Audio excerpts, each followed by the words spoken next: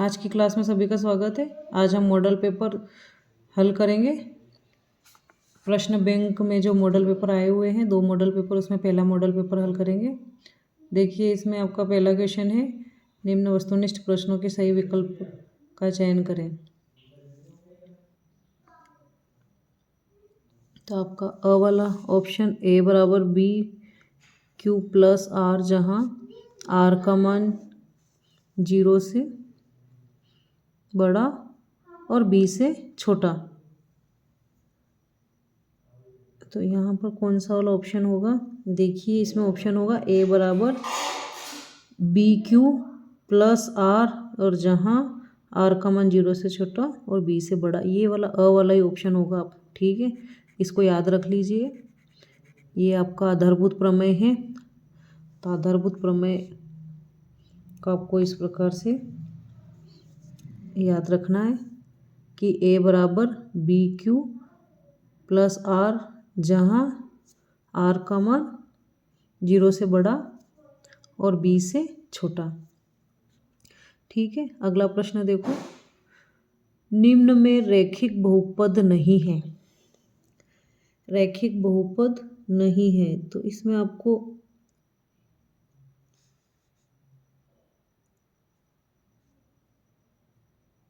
इनमें से कोई नहीं,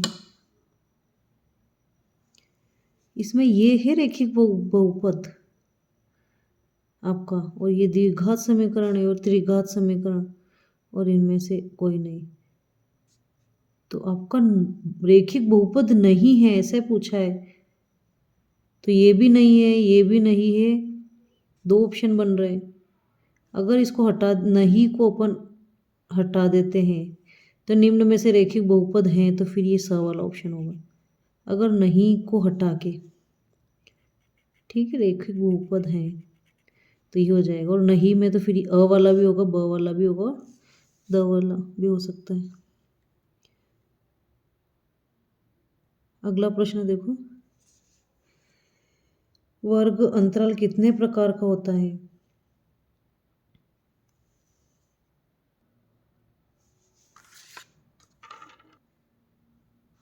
वर्ग अंतराल 1 प्रकार का होता है। ठीक है, अविरोधी समीकरण युग्म में ग्राफ की स्थिति होती है।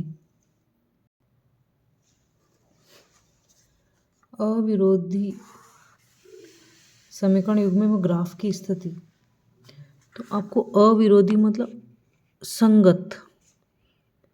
तो संगत किस में होता है? प्रतिच्छेदी, अद्वितीय, कोई हल नहीं, और समांतर। अविरोधी प्रतिच्छेदी होगा। क्या होगा इसमें? प्रतिच्छेदी। 5वां प्रश्न, AP 3/2, 1/2, -1/2 और -3/2 में सार्वंतर होगा। तो इसमें आप कोई भी 2 पद ले लो, दूसरे में से पहले को घटा के देख लो, जो भी ऑप्शन आएगा आपका। देखो, इसमें 1/2 में से दूसरे वाले पद में से पहले वाला पद को माइनस कर देंगे, तो यहाँ हल होगा इसका। यहाँ दोनों जगह हर समान है तो दोनों ले लेंगे, और फिर यहाँ 1 - 3 में से 1 जाएगा तो -2, नीचे 2 से 2 कट जाएगा तो -1। तो इसका अ वाला ऑप्शन होगा। कौन सा होगा? अ वाला। ठीक है, अगला प्रश्न देखो, AB² बराबर AC² प्लस BC² से प्रतिपादित होता है कि ABC एक समकोण त्रिभुज है जिसका समकोण अविस्थित है। देखो, AB इसमें कर्ण है। क्या दिया हुआ है? AB कर्ण दिया है। तो अपन एक चित्र बनाएंगे, उसके माध्यम से समझेंगे कि ये है त्रिभुज, और इसमें आपको AB दिया है कर्ण, ये आपका AB कर्ण है। ये डिसाइड हो गया। तो बाकी ये जो 2 भुजाएं हैं, AB और ये C होगा। तो AB² बराबर BC² प्लस AC² लिखा। तो इसमें कोण C जो होगा वो आपका क्या होगा? जिसका समकोण अवस्थित है C पर, शीर्ष C पर है। ये किस पर है? स वाला ऑप्शन है इसका। C पर आपका समकोण है। ठीक है, बिंदु 2-3 और -1 x के साथ दूरी 5 है तो x का मान होगा। आपको बिंदु दिया हुआ है 2-3 और -1 और x, इन दोनों बिंदुओं के बीच की दूरी आपको 5 दी हुई है।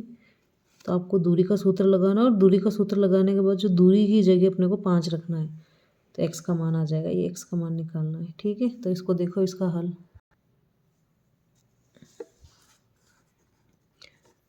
दूरी बराबर, दूरी का सूत्र लगाएंगे इसमें, x2 - x1 square plus y2 - y1 square, ठीक है। तो इसमें आपको दूरी दी हुई है 5, कितनी दे रखी है 5, और अपने को यहाँ पर सूत्र में मान रखना है।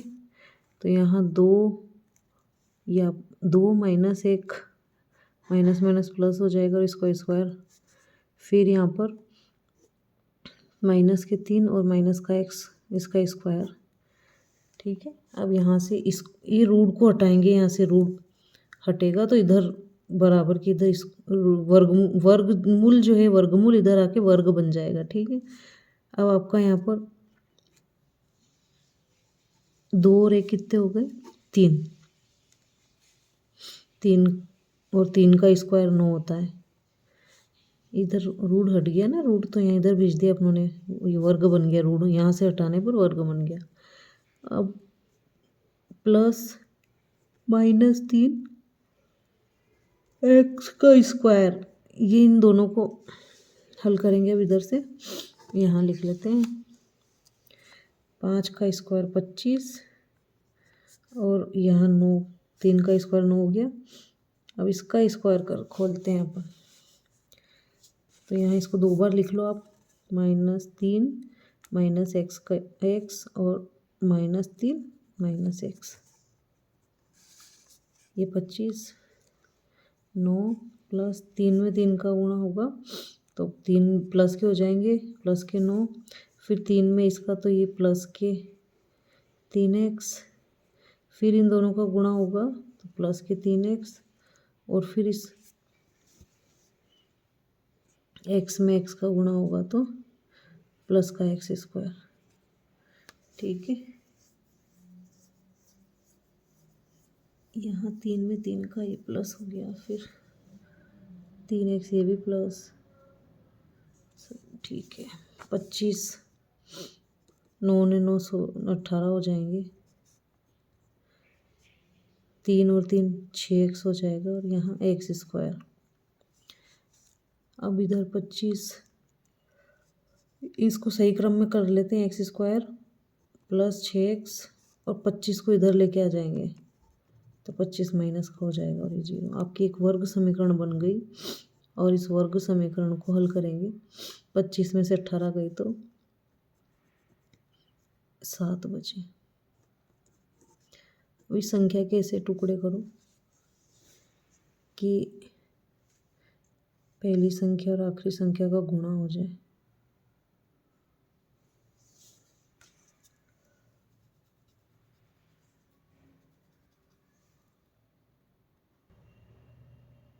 अब वर्ग समीकरण को हल करेंगे तो वर्ग समीकरण को हल करने के लिए देखिए आप इसमें कि यहाँ जो बीच वाली संख्या है इसके ऐसे टुकड़े करो जो पहली संख्या और आखिरी संख्या का गुणा हो।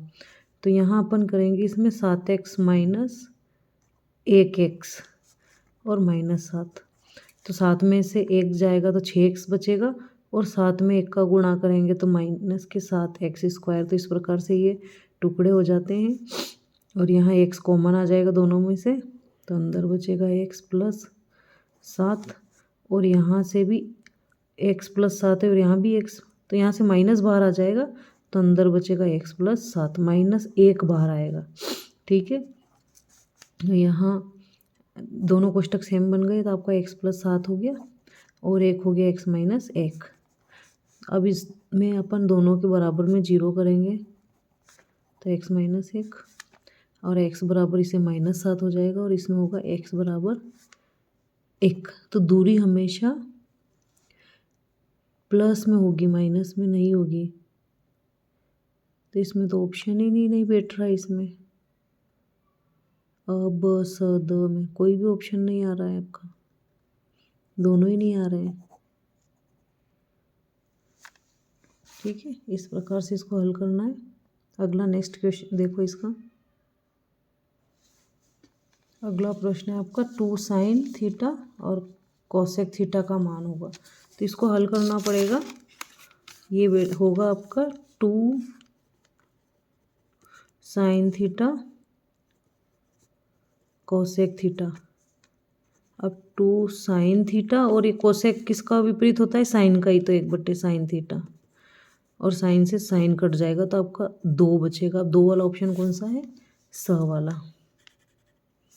ठीक है, ये भी डाउट में है आपका, इसका कोई ऑप्शन नहीं आ रहा है आपका। ठीक है, तो इसको तो अपन यही छोड़ देते हैं। अगला में आपका 2 आ गया। अब अगले पेज पर देखिए, आपका पेज नंबर ये 52 कर रहे थे अपन। अगला पेज आएगा 53, पेज नंबर 53। पेज नंबर 53 में आपका किसी मीनार की छाया उसकी ऊंचाई के बराबर हो तो सूर्य का उन्नयन कोण होगा।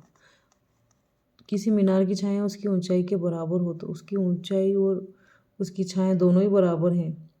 तो जब जहाँ दोनों ही बराबर होते हैं, उसकी लंबाई और उसकी जो आधार है, लंब और आधार जो है वो बराबर है, तो वहाँ एक होता है। जब बराबर होते हैं ना तो कट जाएंगे वो, और उसका एक मान होगा और वो 45 डिग्री का होगा। देखो इसमें मैं बताती हूँ कि ये वाला मान, ये वाली ऊंचाई और इसकी ये वाली दोनों अगर बराबर, ये भी x है और ये भी x है, तो अपन x/x करेंगे तो 1 होगा।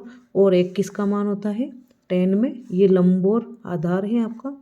ठीक है, लंब और आधार में tan बनता है, और tan थीटा जो बनता है जब, तो उसमें tan थीटा में किसका मान 1 होता है, 45 का मान। तो अपने को सीधे से इसको कोई हल करने की आवश्यकता नहीं है। जब किसी मीनार की छाया उसकी ऊंचाई के बराबर हो तो इस प्रकार से 45 डिग्री होगा, बराबर है ना। अब आंकड़े 4, 3, 2, 6, 5 का माध्यक होगा। तो इसमें देखो कौन सा अंक सबसे, 2 कितनी बार आया, 1 बार आया। 3 कितनी बार आया है, 1 बार। 4 कितनी बार आया है, 1 बार। और 5 कितनी बार आया है, अरे यार सॉरी, तो माध्यक ज्ञात करना है, भूल गई। मेरे बहुलक का याद रह गया मुझे। माध्यक सब में एक एक आ रहा है। माध्यक में आरोही अवरोही क्रम में लिखना है इसमें ना, अवरोही क्रम में। तो आपको यहाँ 2 सबसे छोटा, इसको लिखेंगे, फिर 3 लिखेंगे, फिर 4, फिर 5 और 6। 1 2 3 4 5, 1 2 3 4 5 हो गए। बीचों बीच का मान आपका माध्यक होता है, तो आपका ये स वाला ऑप्शन है, स आपका माध्यक है। ठीक है, स वाला ऑप्शन है। मैं बहुलक का समझ बैठी थी, मैं पीछे नहीं देख पाई, मैंने सिर्फ आंकड़े देखे और मुझे, तो आपका इसमें माध्यक ज्ञात करना है। किसी वृत्त पर खींची गई स्पर्श रेखा उस वृत्त को कितने बिंदुओं पर प्रतिच्छेद करती है। किसी वृत्त पर खींची गई स्पर्श रेखा उस वृत्त को कितने बिंदुओं पर प्रतिच्छेद करती है, 1 पर ही करेगी।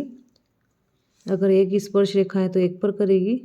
किसी वृत्त पर खींची गई स्पर्श रेखा उस वृत्त को कितने बिंदुओं पर प्रतिच्छेद करती थी, 1 पे ही करती है।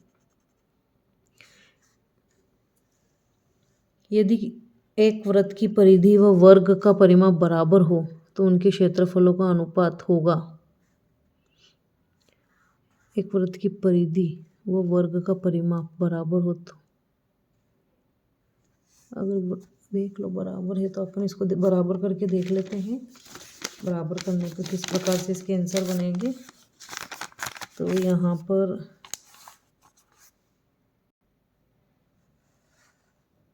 ये प्रश्न भी अस्पष्ट है, इससे कोई नतीजा नहीं निकल पा रहा है। अस्पष्ट प्रश्न है, इसमें कुछ अधूरा सा लग रहा है प्रश्न। ठीक है, तो इसको आप यहीं छोड़ते हैं। अगला प्रश्न देखो, बिंदु XY की मूल बिंदु से दूरी है। तो अगर बिंदु XY की मूल बिंदु से दूरी अपने को निकालेंगे, तो जब भी X और Y हो इसको मूल बिंदु से निकालते हैं तो इस प्रकार से ये वाला बनता है। क्योंकि X1 तो आपका x और y हो जाएगा x1 y1 और x2 y2 0 0 हो जाएगा। तो जीरो किसी भी संख्या में जोड़ने पर घटाने पर कोई फ़र्क नहीं पड़ता, तो x square plus y square ये बनता है। तो इसलिए ये वाला ऑप्शन होगा इसमें।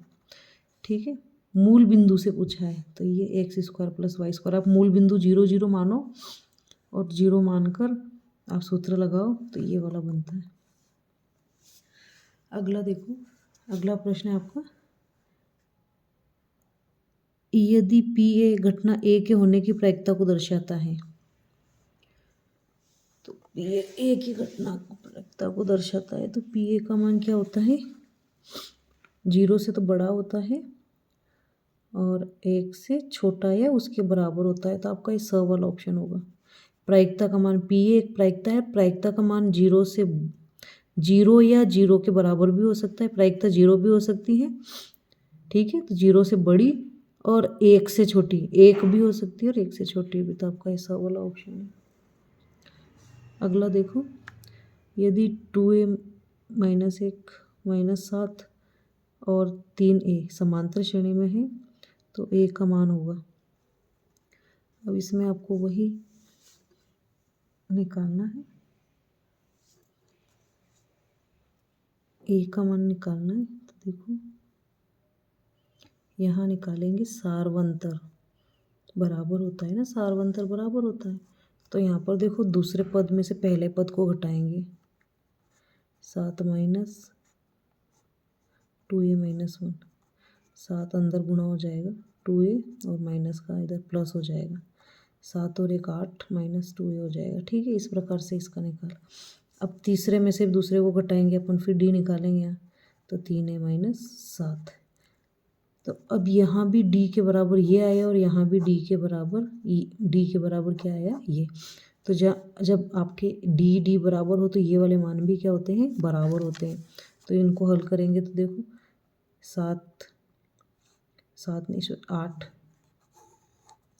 8 माइनस 2a बराबर 3a माइनस 7, ये भी बराबर हो जाएंगे ना। जब d बराबर है आपके, ये d का मान और ये d बराबर है तो ये वाले मान भी बराबर होंगे। LHS बराबर होते हैं तो RHS भी बराबर हो जाते हैं।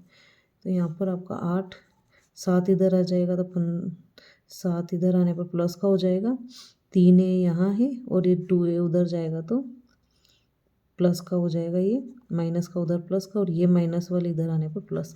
8 और 7 15 हो गए, 3 और 2 5 a हो गए, 5 एकम 5 और 5 3 15, a का मान आपका 3 आ गया। ठीक है, तो 3 जो भी ऑप्शन है, देखो कौन सा वाला ऑप्शन है आपका, 3 स वाला ऑप्शन। ठीक है, अगला प्रश्न देखो, समांतर श्रेणी 2x और 26 में x का मान होगा। तो आपको दूसरा पद ज्ञात करना है इसमें। तो इसके लिए आपको पहले तीसरा पद और पहले पद से d निकालो, और d निकाल के अपन निकाल सकते हैं फिर इसका दूसरा पद।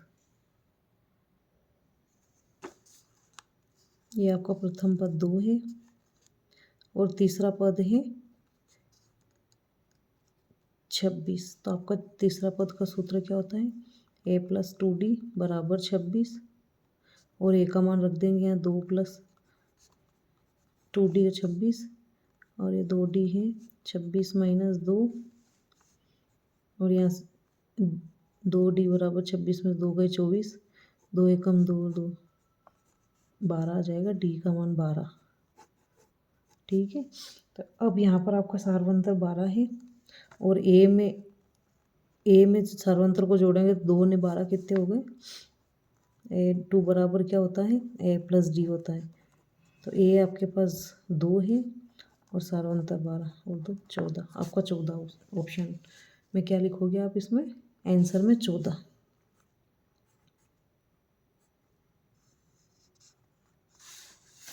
अब आपसे पूछा है कि साइन 0 डिग्री का मान है, साइन 0 डिग्री लिखा है ना, कि थीटा लिखा है क्या, 0 डिग्री। तो साइन 0 डिग्री आपको टेबल में देखो सबसे पहला ही मान होता है, 0 डिग्री का मान 0 होता है। घनाभ के आमने सामने के फलक होते हैं घनाभ में आमने सामने के फलक बराबर होते हैं। क्या होते हैं? आमने सामने के फलक बराबर समान होते हैं। और क्या हाँ, ये लिखना बराबर होते हैं।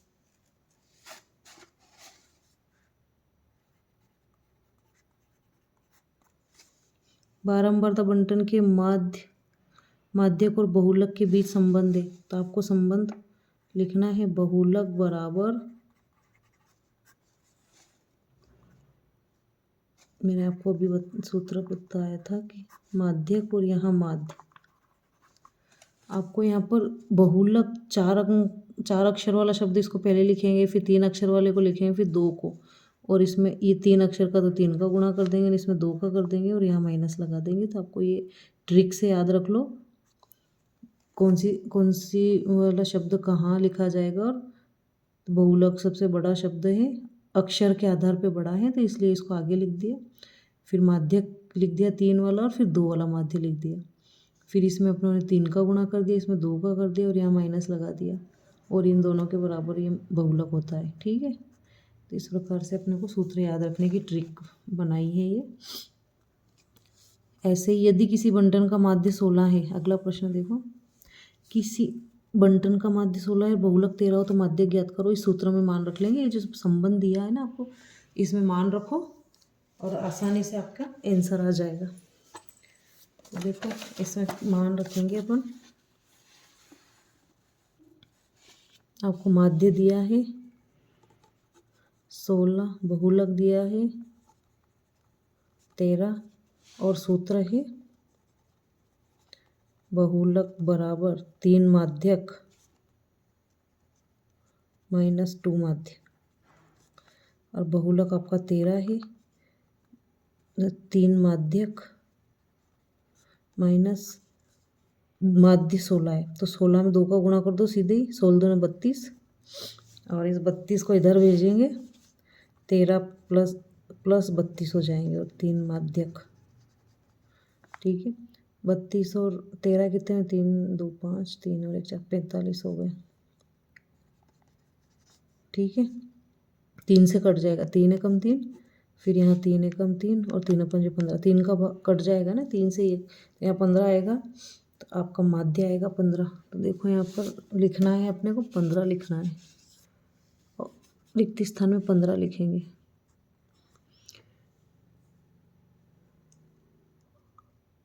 अगला है त्रिज्या r वाले वृत्त के एक त्रिज्य खंड जिसका कोण अंशों में थीटा है तो क्षेत्रफल होता है। तो त्रिज्य खंड के क्षेत्रफल का सूत्र आपको πr² इंटू थीटा बटे 360। और एक अगला प्रश्न, एक असंभव घटना की प्रायिकता क्या होती है? 0 होती है। ठीक है, तो इस प्रकार से आपके रिक्त स्थान और वस्तुनिष्ठ प्रश्न कंप्लीट हो जाते हैं। अब थोड़ा और आपके पास टाइम है तो अपने अंक 1 नंबर वाले क्वेश्चन कर लेते हैं, जितने हो जाएं आप उसके बाद फिर आगे देखेंगे, अगले नेक्स्ट वीडियो अगले दिन करेंगे हल इसमें। तो आपका अंक गणित के आधारभूत प्रमेय का कथन लिखना है इसमें।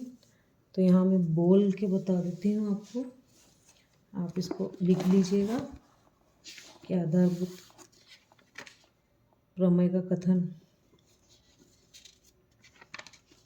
देखो इसमें एक धनात्मक पूर्णांक a को किसी अन्य धनात्मक पूर्णांक b से विभाजित करने पर भागफल q और शेषफल r प्राप्त होता है, तथा शेषफल r या तो 0 होता है या भाजक b से छोटा होता है, अर्थात r का मान 0 के बराबर या 0 से बड़ा और b से छोटा होता है।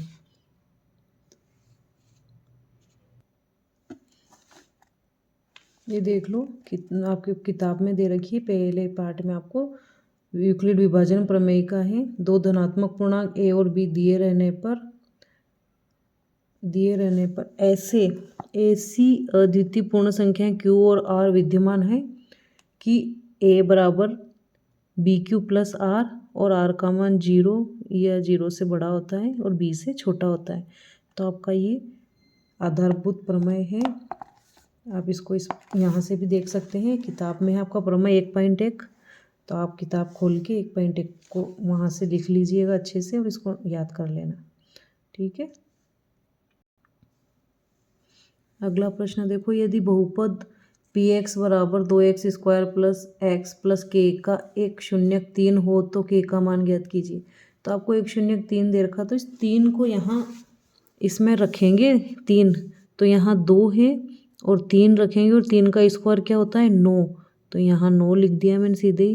प्लस यहाँ x का मान क्या है 3 प्लस के, ठीक है। 9 दून 18, 18 और 3 कितने होते हैं 21, और 21 बराबर के उधर जाएगा तो -21, तो इसमें के का मान आपका -21 आता है। तो इसको थोड़ा यहाँ मान रख के हल कर लेना, ठीक है। 21 आएगा, और आपको ये पहले भी बता रखा है मैंने, अर्धवार्षिक परीक्षा में भी आया था आपका ये, ठीक है। 4 पेंसिल और 7 कलमों का मूल्य 50 है, जबकि 7 पेंसिल व 5 कलमों का मूल्य 46 रुपये है। तो इसे बीजगणितीय रूप में व्यक्त कीजिए। तो पहले आपको पेंसिल को तो x मानना पड़ेगा और कलम को y मानना पड़ेगा। देखो इसकी समीकरण कैसे बनेगी।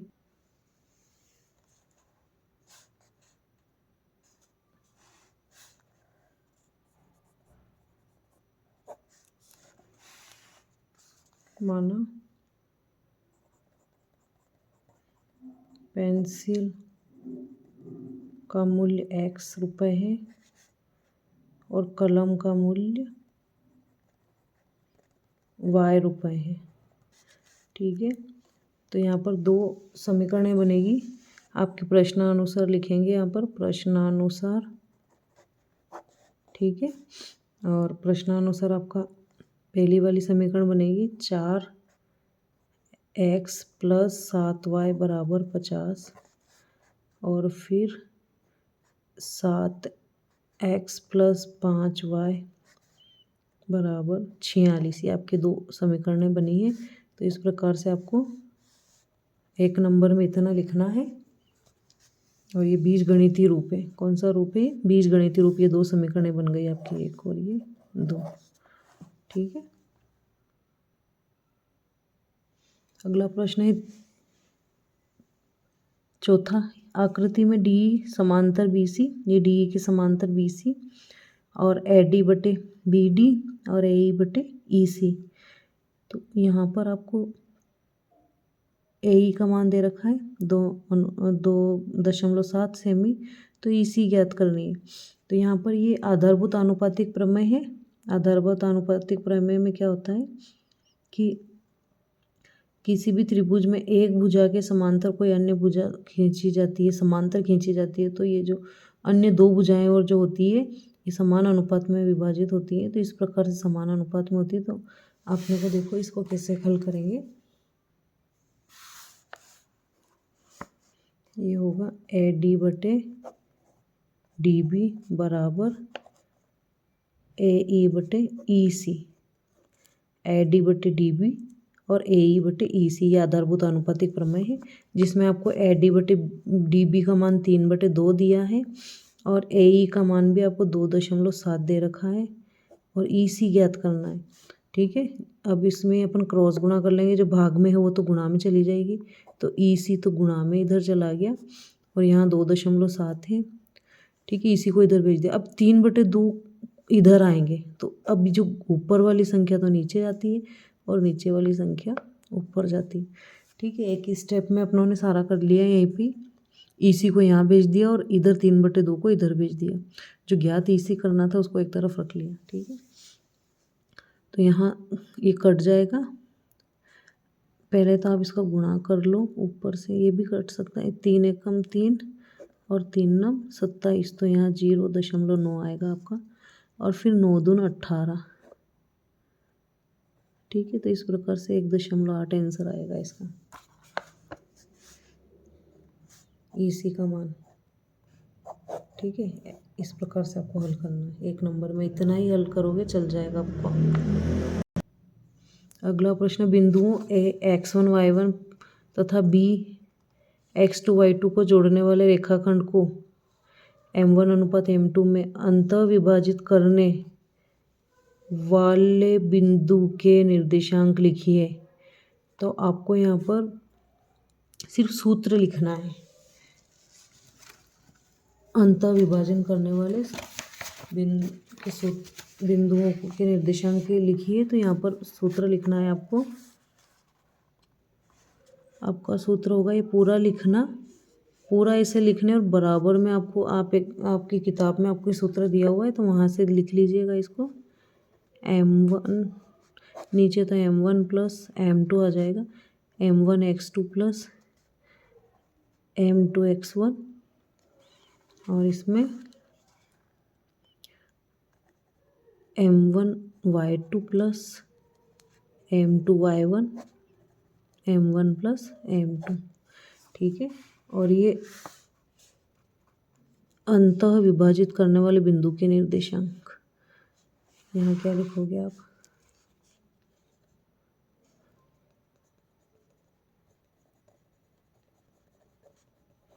अंतः विभाजित करने वाले बिंदु के निर्देशांक, ये आपको पूरा ही लिखनी है, पूरी लाइन लिखनी है, निर्देशांक तक लिखिए शब्द के बाद ये इतना आपको जोड़ देना है, ये पूरा प्रश्न उतार लेना है आपको। ठीक है, और ये एक बार आप किताब में भी देख लो, अंतः विभाजित करने वाला सूत्र दे रखा है आपको। तो यहाँ पर जो आपको यह प्रश्न दिया हुआ है बिंदुओं, ये जो प्रश्न दिया आपको 5वां, बिंदुओं ए x1 y1 तथा बिंदु x2 y2 को जोड़ने वाले रेखाखंड को m1 m2 में अंतः विभाजित करने वाले बिंदु के निर्देशांक बराबर शब्द लगा, बराबर, यहाँ ये बराबर लगाएंगे और फिर ये सूत्र लगा देंगे। आपको ये जितना भी ये सब लिखना है ये पूरा ही लिखना है जो प्रश्न में दिया है। ठीक है, अब आगे देखो अगला प्रश्न आपका।